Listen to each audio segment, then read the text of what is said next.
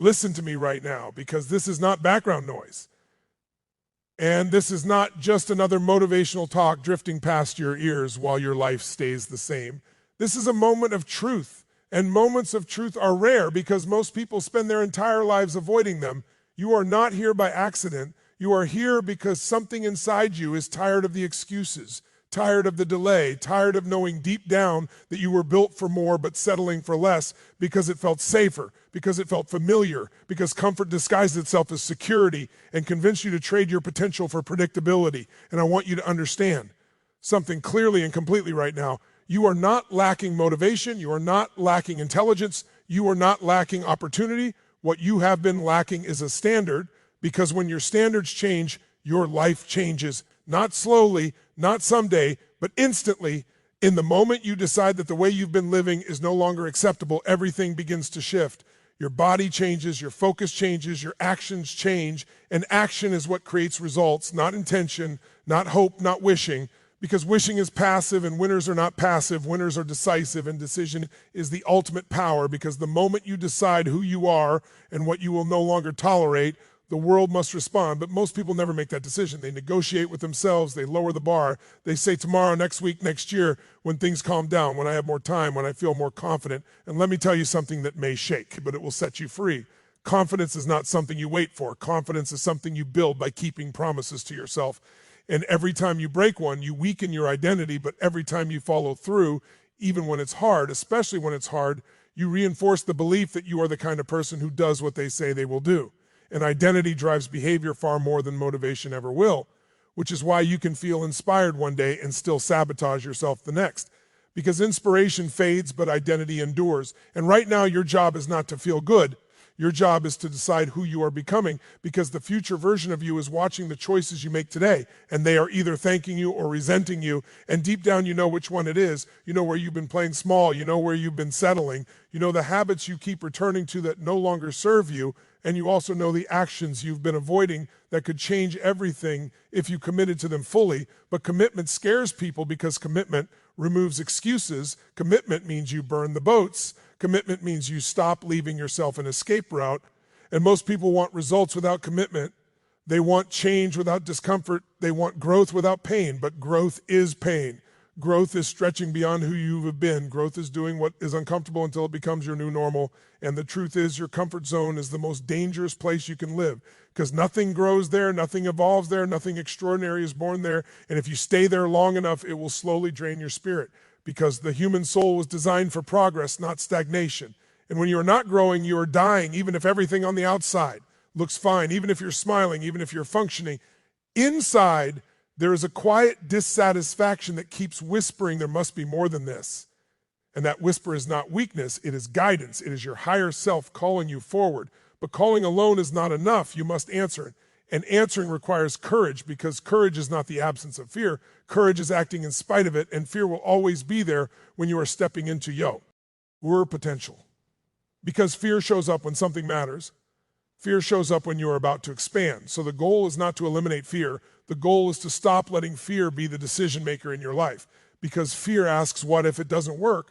But faith asks, what if it does? Fear asks, what if I fail? But power asks, what if I grow?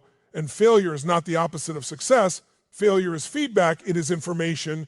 It is how you refine, how you learn, how you build resilience. And resilience is the real currency of success, because life will test you. It will challenge you. It will knock you down. And the only question that matters is not, will you fall, but will you rise stronger, wiser, more committed than before? Because setbacks are not stop signs. They are setups for breakthroughs if you choose to see them that way. And choice is everything. Because between stimulus and response, there is a space. And in that space lies your power to choose who you will be. And most people live reactively. They let circumstances dictate their state. They let other people's opinions define their worth. They let temporary emotions control permanent decisions. But leaders live intentionally. Leaders condition their state. They decide how they will show up regardless of circumstances, because they understand that emotions are signals, not commands, and discipline is simply choosing what you want most over what you want now. And the people who win in life are not the most talented. They are the most disciplined. They do the small things consistently when no one is watching. when there is no applause, when motivation is low, because they understand that consistency compounds. And small actions repeated daily create massive results over time, but inconsistency destroys momentum, and momentum is everything, because once you get it, life starts working with you instead of against you. Doors open, energy increases, confidence builds, but momentum begins with a decision followed by immediate action, not massive action tomorrow, but meaningful action now. One step, one phone call, one workout, one honest conversation, one boundary, one habit changed. Because you don't need to change your entire life today, you need to change your direction, and direction is far more important than speed, because if you're going the wrong way, faster only gets you further from where you want to be. And deep down, you already know what direction you need to go. The question is, will you honor that knowing, or will you keep silencing it with distractions? Because distraction is the enemy of greatness. And we live in a world that constantly pulls your attention outward while your power lives inward. And every time you scroll instead of act, every time you numb instead of feel, every time you avoid instead of confront, you weaken the muscle of self-trust. But every time you choose growth over comfort, truth over avoidance, action over delay, you reclaim your power. And power is not about control over others. It's about control over yourself, your focus, your habits, your standards, because your standards determine what you tolerate, and what you tolerate determines your life. And if you tolerate mediocrity, chaos, inconsistency, and excuses, that is exactly what you will get. But if you raise your standards, not just once, but every day, in how you speak to yourself, in how you treat your body, in how you manage your time, in who you allow into your life, everything begins to elevate, because you teach people how to treat you by what you accept, and you teach yourself who you are by what you allow yourself to do or not do. And identity is built through evidence, not affirmations alone. So don't just tell yourself you are strong, prove it with your actions. Don't just tell yourself you are disciplined, demonstrate it with follow-through. Don't just tell yourself you are committed, show it by staying when it gets hard, because the moment you want to quit is often the mom.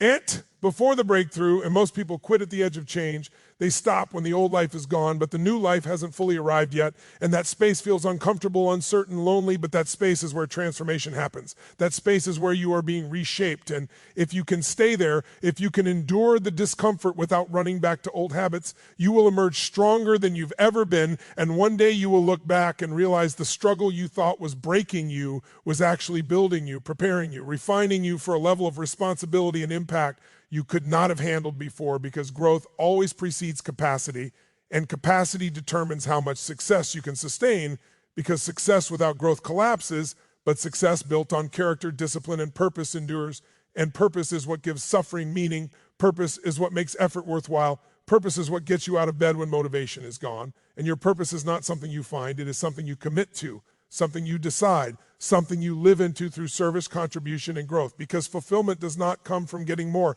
It comes from becoming more and giving more.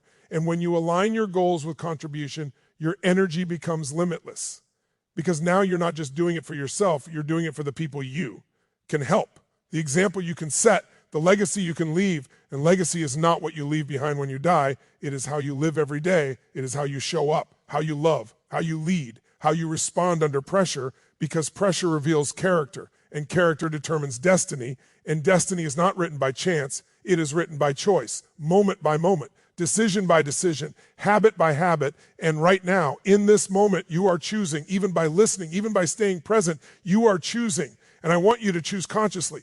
Choose power, choose responsibility, choose growth, choose to raise your standards and become the person your future demands, because you are capable of more than you've been allowing yourself to believe. And the only thing standing between you and the life you want is the story you keep telling yourself about who you are and what is possible. And stories can be rewritten, identities can be upgraded, habits can be changed, but only if you decide fully, completely, without negotiation, that you are done settling, done waiting, done betraying your potential, and ready to step into the discomfort of becoming who you were meant to be. Because the world does not need a smaller version of you. It needs the strongest, boldest, most alive version of you, and that version begins now, not tomorrow, not someday, now.